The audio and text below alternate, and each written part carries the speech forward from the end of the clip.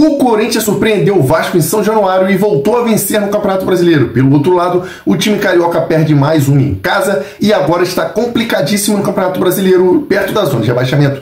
E eu vou trazer um Costamento Esportivo repercutindo essa vitória do Corinthians, essa derrota do Vasco. E você não pode perder, tá muito bacana o debate. Mas antes de tudo, eu te peço, se você é amante de futebol, se inscreve aqui no canal para você não perder nada. E vou deixar o link também na descrição para você garantir a loja, para você garantir esses mantos aqui, muito bacana para você dar aquele rolê. No final de semana, garantir a camisa também do seu time de coração. Cupom de desconto você vai encontrar aqui o meu também na descrição. Mas antes, assiste aqui para depois, sei lá, garantir a sua camisa. Crédito do vídeo na descrição. Bora ver essa repercussão da vitória do Corinthians e da derrota do Vasco.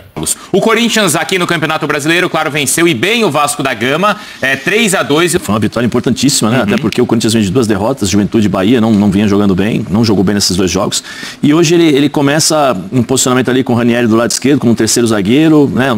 3-4-1-2, o Bidon e os 2 atacantes, o Guilherme e o Kaique abertos, né? Para fazer a marcação na zaga da equipe do Vasco, e o Bidon pegando o homem que normalmente o Fernando Diniz sempre coloca o terceiro zagueiro ou o volante para buscar essa bola. Aí o Bidon fazia a marcação. O time do Vasco teve muitas dificuldades para sair jogando, porque quando conseguia fazer essa passagem de bola, você tinha 3 contra 2 no meio campo, porque o Corinthians jogou com 3 jogadores e o Vasco com 2. Então toda hora o Corinthians conseguia criar superioridade numérica em determinados setores do campo. Nós estamos vendo aí acho que a primeira oportunidade foi a do Vasco, né?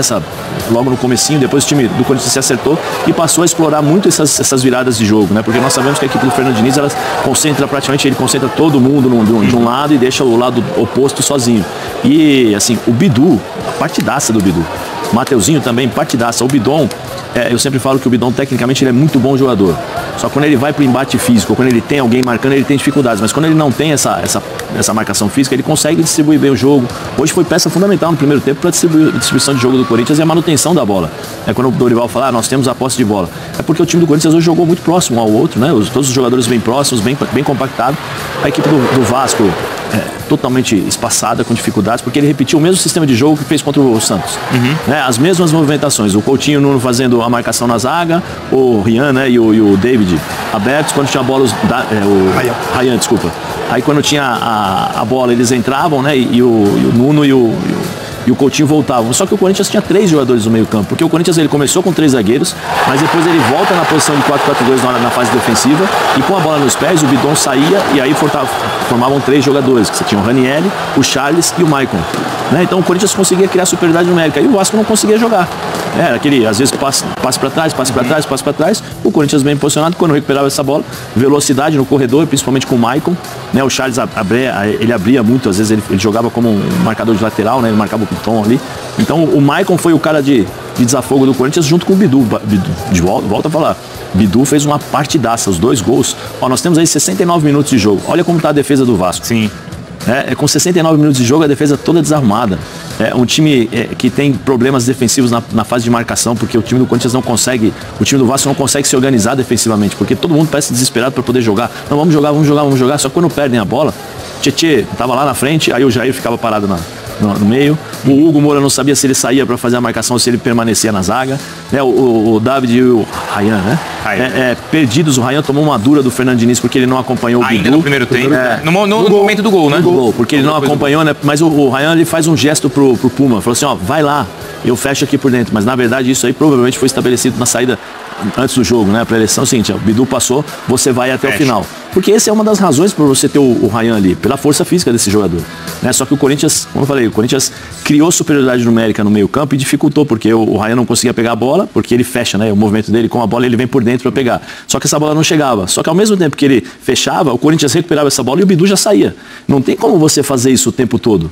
E a questão do treinador entender, é o que eu sempre falo, o Fernando Diniz ele tem uma maneira de jogar e vai ser assim dessa forma, né? Vai ser sempre a minha forma de jogar, só que ele tem que se adaptar também aos adversários, os adversários já sabem como ele joga, então exploram os pontos deixados por ele, e foi isso que o Corinthians fez. O Corinthians não fez nada demais, foi bem simples o Corinthians, mas foi objetivo. E a entrada do Garro, como foi importante também, a gente pode falar sobre isso lá no segundo tempo. O Hugo Souza tá falando por lá na zona mista, então a gente vai para lá ouvir o goleiro do Corinthians, que pode até ser convocado amanhã, hein? Tem convocação da seleção brasileira, a gente acompanha, vamos lá. Com certeza, a gente trabalhou muito forte a semana toda, a gente precisava desse resultado positivo, a gente vinha de uma sequência bem ruim no Campeonato Brasileiro e nada como uma vitória fora de casa contra um adversário difícil para dar essa confiança pra gente, mudar esse cenário de toda essa sequência ruim que a gente veio tendo. Então, o importante vencer, sair daqui com os 3 pontos e, bom, espero que seja só o início de uma boa sequência aí pra gente, que a gente tem jogos importantes aí, temos fase classificatória de Copa do Brasil, então jogo importante para dar confiança para nossa equipe. Amanhã o Ancelotti vai convocar a seleção para os 2 últimos jogos das eliminatórias. A gente já tem a informação de que vai ser uma seleção com bastante jogadores que atuam aqui no Brasil e jogadores que o Ancelotti quer conhecer, dar mais oportunidade. Como é que você está vivendo essa expectativa para essa convocação de amanhã? Bom, primeiramente eu estou muito feliz de poder ter ido à última convocação e também estar nessa pré, né? Então eu estou muito feliz de poder estar no radar e, bom, continuar fazendo meu trabalho. Se amanhã meu nome estiver na lista, continuar trabalhando da mesma forma, com muita felicidade. Se não tiver, vou continuar trabalhando do mesmo jeito e fazer o meu melhor para que eu possa voltar lá, que é o sonho de todo mundo estar lá. E vamos aguardar amanhã e, se Deus quiser, tomara que meu nome esteja lá. O Corinthians há 25 pontos, o Hugo respondeu aí pro Cícero, havia 6 jogos, o time não vencia no Brasileiro, já foi a 25 pontos, nesse momento é o 11º colocado. Em uma condição onde o Corinthians tinha muitos desfalques, não é, Jailson? E até segurava alguns jogadores, porque tem o Atlético Paranaense no meio de semana, Copa do Brasil, e no domingo que vem tem o Palmeiras. Depois o Atlético de novo. Depois o Atlético de novo. Uma sequência muito complicada do Corinthians e assim, baita vitória. Baita vitória do Corinthians, porque até na escalação, né? A gente falava ali na redação, a escalação do Corinthians time muito mexido. Alguns garotos, né? Tanto o Guinegão e o Kaique como titulares. O próprio Breno Bidon, que o Zé Elias já citou. Enfim, time muito mexido e o Corinthians conseguiu anular as principais forças ali do Vasco, que tentou repetir, né, a escalação contra o Santos, sem o Verratti. O Verratti começou no banco de reservas e o David ali, né, como titular, junto com o Rayano, o Moreira e o Felipe Coutinho também, mas muito espaço, principalmente pelas laterais, que era até uma situação que o Corinthians tem um pouco de dificuldade de marcar, né? O Corinthians que geralmente tem dificuldade de marcar as alas, né, dos times adversários, e hoje com o Mateuzinho e com o Bidu foi muito bem, porque as principais jogadas surgiram de ultrapassagens e de viradas, como a gente está vendo agora aí do André Ramalho pro Bidu. E olha o Maicon está completamente sozinho na hora de finalizar pro gol. O Bidu cruza, não tem ninguém chegando próximo a ele, por isso a irritação do Fernando Diniz com o Ryan e com o Pumita ali, Rodrigues. E o Maicon também, a chapada, a tranquilidade, o Tietê, se eu não estou enganado, ele é o Tietê mesmo, chegando atrasado, com muita tranquilidade também. Foi uma vitória muito merecida do Corinthians, porque, falando em estratégias, em plano de jogo, o Dorival hoje deu um banho e, naturalmente, mesmo desfalcado, o Corinthians conseguiu se impor sobre o Vasco fora de casa. Antes, eu só queria colocar aqui alguns números e telas que mostram 2 jogadores que vocês elogiaram aqui, o Mateuzinho e o Matheus Bidu. Então, uma assistência para cada, a finalização, a gente tá vendo aí as chances criadas. Olha o Matheus Bidu, que o Zé Elias elogiou muito. 4 grandes chances criadas. Ainda ações na área rival, 2 então do Mateuzinho. E cruzamentos, 5 para um, 6 para outro. Então, a gente só teve uma assistência que não foi da dupla, que foi a do Garro, né, no momento do escanteio, no gol do Gustavo Henrique. Mas foi então pelas laterais que o Corinthians conseguiu vencer o jogo? Sim, mas eu quero pegar o gancho que o Breler falou. Uma situação, assim, taticamente, que até o Zé Elias citou também. Onde o Fernando Diniz foi surpreendido? Por quê? É uma pergunta. E por quê? Porque o Corinthians normalmente já joga com esses 3 volantes, um jogador na frente que é o Garro e a dupla de ataque, que é o Depay e o Yuri Alberto e o Garro vindo por trás. Hoje ele basicamente repetiu com o Charles, Raniel e Maicon, botou o Bidon um pouco mais à frente chegando e o Kaique como dupla de ataque com o Guinegão. Onde que o Diniz foi surpreendido? Porque o Dorival escalou quem tinha. Exatamente, ele escalou quem tinha e ele manteve. E repetindo o sistema. A única coisa que ele fez mais, assim, a gente pode colocar de dar um pouco mais de liberdade para os laterais chegarem na área e deve ter ali um mínimo de orientação para os volantes ficarem alertas na cobertura. Mas ele não mudou o sistema. Mas isso é uma das coisas que assim, se vocês prestarem atenção, e aí você conversa, pegando as entrevistas, quase todas as entrevistas do Fernando Diniz, mesmo quando ganha, quando perde, o meu time jogou assim, o meu time jogou dessa forma, o meu time, você viu, jogou contra o Santos, vocês não estão percebendo, mas o time do Vasco cria jogo, todos os jogos assim e tal. Sim, tudo bem, você pode até criar, mas só que a impressão que dá é que assim, ele não se preocupa com o time adversário. E outra, você precisa entender o momento que você se encontra, a característica e as limitações que você tem.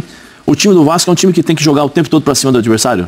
Não vai ter, peraí, 15 minutos de jogo, meu time não está conseguindo jogar. Eu tenho 2 jogadores no meio campo, Jair e Tietê, contra 3. O Coutinho está fazendo essa movimentação, não estou conseguindo fazer isso daí. Então vamos fazer isso, vamos mudar a forma de jogar. Você tem que durante o jogo, mudar hoje não dá mais para você começar com um sistema de jogo e depois você terminar com o mesmo sistema de jogo. Não, porque você tem vários jogadores, mesmo dentro de um esquema de 11 jogadores, versáteis, que você pode mudar, né? E você pode diferenciar e dificultar para o adversário. Essa é a repercussão da mídia esportiva, realmente criticando muito o Vasco por esse jogo, né, dentro de casa, São Januário, e sempre espera-se da equipe da casa ali uma pressão, um domínio de jogo e, claro, vencer a partida. Até porque eu não vejo o Corinthians tão superior assim ao Vasco nessa temporada. Apesar do Vasco estar mais abaixo um pouco na tabela, eu não vejo esse diferencial.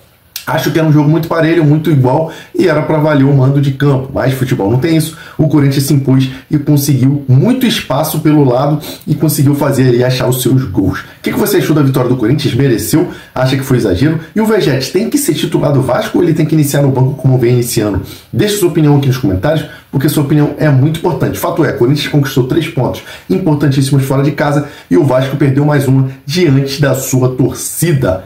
Vai deixando sua opinião, que ela é muito importante. Claro, vou deixar também aqui na descrição do vídeo, como eu falei para vocês no início do vídeo, a loja Manto Sagrado, o link da loja Manto Sagrado para você garantir camisas de qualidades aqui, ó, como essa aqui, ó, camisas de qualidade mesmo, para você dar aquele rolê final de semana, tirar aquela onda, garantir também não só camisas de times europeus, mas também a camisa do seu time de coração aqui do Brasil. Tem um cupom meu aqui de desconto, FUT006, você garante 10% de desconto em todas as compras do site. Não perca tempo, é lá onde eu garanto as minhas camisas que eu gravo aqui o vídeo para vocês. Amante do futebol, se inscreve para você não perder nada dos próximos vídeos que eu trago informações dos principais times do Brasil aqui todo dia. Tamo junto, forte abraço e até o próximo vídeo.